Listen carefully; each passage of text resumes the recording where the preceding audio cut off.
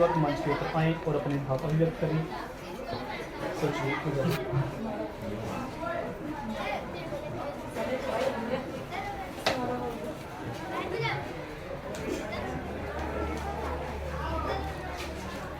माननीय प्रधानाचार्य जी,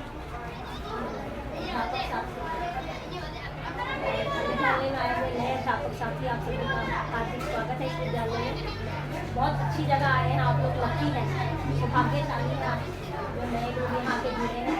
और मुझे इस बात की बड़ी खुशी है कि जो नए लोग आए हैं बहुत ही कर्मठ मेहनती हैं। और आप सबने जो इतनी तारीफें की हैं हम लोगों की, और पता नहीं इतने के काबिल थे या नहीं थे, पर चलो वैसे भी जाने वाले के जब तो कोई इंसान जीवित रहता है ना, हमेशा उसकी बुराइयाँ चलती हैं।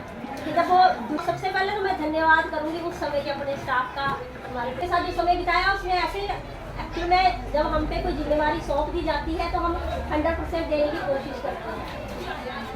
जब हम दुनिया की निगाहों में उस समय फोकस पे थे और दिमाग में एक ही चीज़ थी कि पूरी टीम ने काम करना है और बढ़िया करके जाना है। और जब मैं परसों इस गेट से निकली, मैं भी रोते हुए निकली, गला आज भी खराब है, रो रो के 4 दिन से खराब ही हो गई है। तो जब यहाँ से गई तो दिल में एक सुकून था मेरे कि मैं जिस काम के लिए आई थी ना वो काम हमने कर दिया। स्कूल बहुत बढ़िया है और एक और सेटिस्फेक्शन थी कि जो मेरे बाद आए हैं वो भी बहुत अच्छे आए। जो नई टीम में मैंने लगभग 6 महीने काम किया। कई बार मंजीत मैम, सुनीता मैम बोलते थे ठीक हो या मैडम आप उनके साथ नहीं चले गए, तो हमें मार्गदर्शन कौन करता। तो अब इतनी बॉन्डिंग होगी नए स्टाफ के साथ कि जब मैं गई तो इन सब की आंखों में भी आंसू थे। तो ये मुझे लगता है कि इंसान की कमाई है और साथ किया जाता है, कुछ भी नहीं जाता। बहुत साल पहले की बात है, मैं एक बार बस में ट्रैवल कर रही थी, इमोशनल हूँ बहुत ज़्यादा। तो मेरे साथ एक सरदार जी बैठे थे, मैं बड़ी दुबली पतली थी उस टाइम, प्राइवेट जॉब करती थी।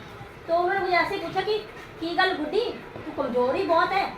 फिर मैं कुछ खास नहीं बोली, मैंने क्या बोल रहा था कि मुझे तो ऐसे लगा कि कौन अजनबी ऐसे बुलाने लग पड़ा। कि फिर मैंने बोला नहीं अंकल ऐसी कोई बात नहीं है। उन्होंने मुझे एक चीज़ बोली कि अंदर नहीं सोचा कर, बाहर सोच। बोले तुम मेरी गल समझ आई। मैंने बोला इसका क्या मतलब। बोले ये चिंताएं हैं ना जिंदगी की, ये ऐसे रहेंगी, मस्त होके जी। बोला कुछ भी अपने हाथ में नहीं है, जो भी है ना उस ईश्वर के हाथ में सौंप दे, जिंदगी बहुत बढ़िया निकलेगा। और मुझे लगता है मुझे सबको पता मैं शिव की भक्त हूँ, सब जानते हैं मैक्सिमम। तो मैंने उस दिन से जीवन की ढोर भोलेनाथ के हाथ में छोड़ दी और बड़ी बढ़िया जिंदगी निकली। कोई टेंशन नहीं, कोई फिक्र, ऐसा नहीं कि जिम्मेवारियाँ नहीं है, बहुत सी चीज़ों के समाधान नहीं भी मिलते कई बार। फिर मैं एंड में एक ही शब्द बोलती हूँ कि हे भगवान तुमने दुनिया बनाई है, कैसे चलानी है वो आपने देखना है, मेरे हाथ में कुछ भी नहीं है। मैंने सिर्फ क्या करना है, अपना कर्म करना है। तो बस अपना कर्म किया, आप सब लोगों को इतना प्यार मिला, सम्मान मिला, नए अध्यापकों का साथ मिला। जब चलो कुलीग तो प्रशंसा करते हैं वो एक अलग बात है, लेकिन जब आपकी वजह से बच्चे आपसे प्यार करें और रो पड़े तो समझ लो जिंदगी की जो आपका जीवन का मकसद था वो मकसद आपका सफल हो गया। विनम्र होना, सिंपल होना जिंदगी जीने का एक बहुत अच्छा तरीका है। जितना आप जिंदगी में सरल बन के रहेंगे, वैसे कहते हैं कि जो वृक्ष जितना सरल सीधा होता है उसको उतनी जल्दी काट दिया जाता है।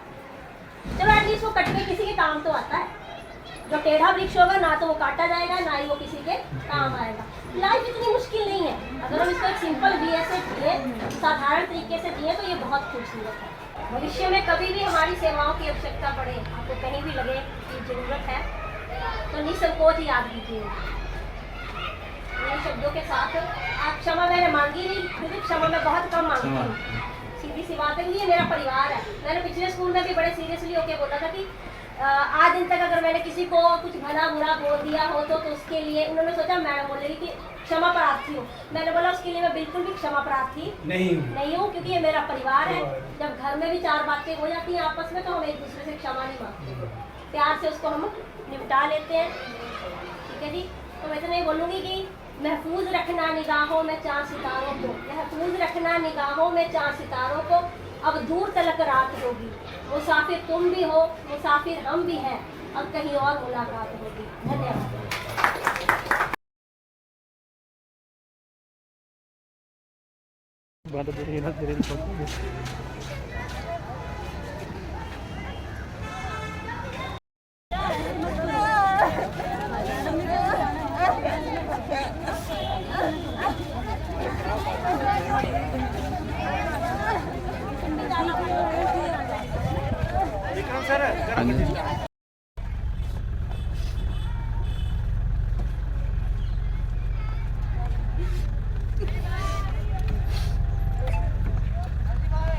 your seatbelt for a safe drive.